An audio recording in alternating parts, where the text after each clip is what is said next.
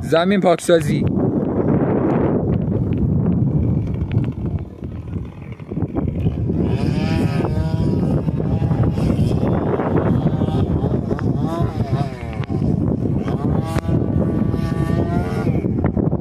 زمین از اینجا شروع میشه این نقطه. بعد دوستان این خط رو میگیرین همینجوری پایین تا اینا دره تا پایین. خیلی پایین دوستان، واقعا نمیتونم بگم کجاست.